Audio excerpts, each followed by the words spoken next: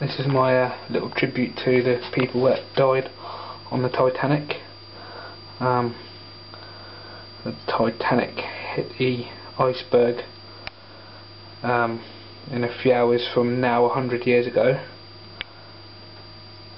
There's 301 crosses to represent every man, woman and child from Britain and Ireland. There are 4 other crosses for the 4 children that left from Cherbourg.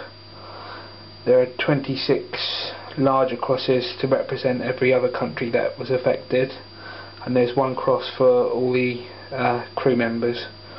I simply did not have enough time and paper to cut out 1,514 crosses.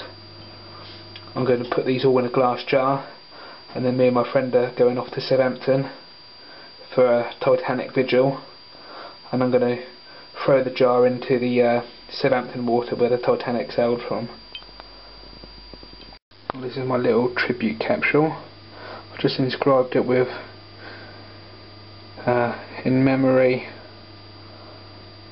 of all who died in the Titanic disaster 1912, and I've just painted the top black with a silver cross, RMS Titanic, and the date 1504 1912 2012, and there's all the crosses in there.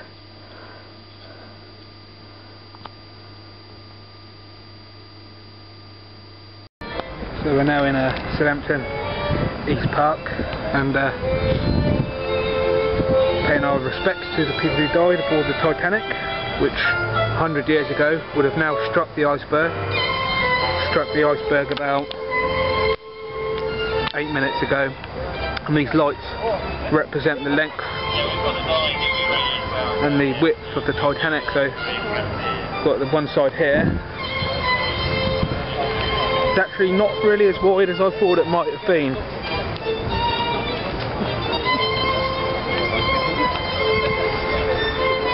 So now, here we are at the other side. Lifeboat number 3.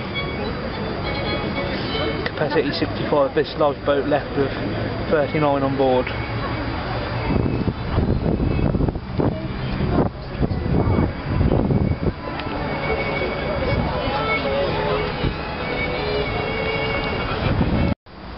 Deep inside the ship, however, it is a very different matter. In boiler rooms 5 and 6, towards the front of the ship, seawater is pouring in, and the doors have suddenly closed. Men have to clamber through emergency ladders and escape hatches in the ceiling. Farther forward, the mailroom is already nearly flooded, and water is starting to seep into some of the third-class cabins and the firemen's sleeping quarters.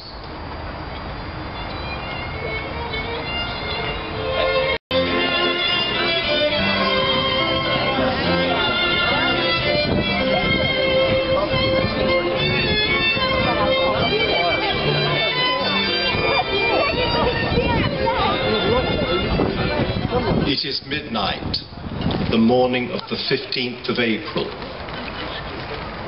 The captain and Thomas Andrews, the ship's chief designer, begin an inspection of the damage. They find that the iceberg has opened up the side of the ship below the waterline in the first 6 of the watertight compartments, along a length of some 100 meters or so. Water is rushing in at an unstoppable rate. The weight of this water is gradually pulling the ship down.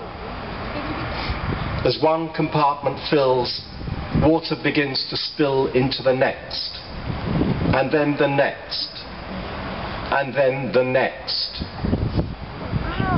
It is clear that the ship is doomed.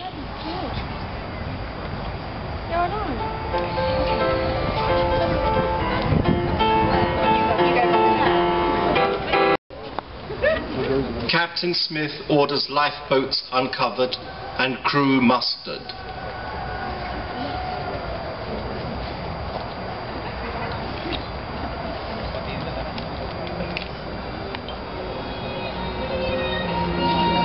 The ships in the area. Come at once. We have struck a berg and require immediate assistance. It's a CQD-OM.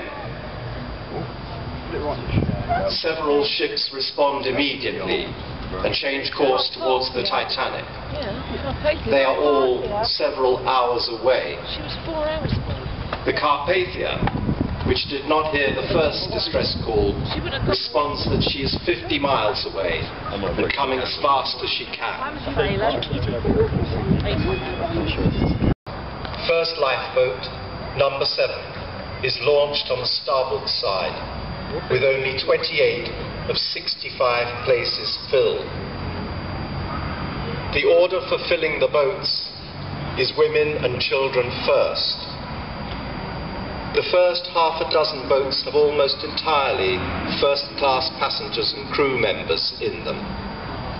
None is anywhere near full. Wireless transmission is upgraded to SOS. So we're at the bow of the ship now.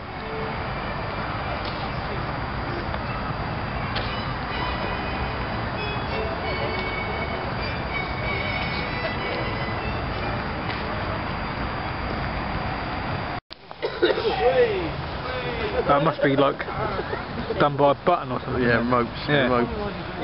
Right, we're at Town Quay. Going to launch it now. This is where the Titanic would have sailed past. Titanic would have been sailing now. Going to track it as it goes in. Try to anyway.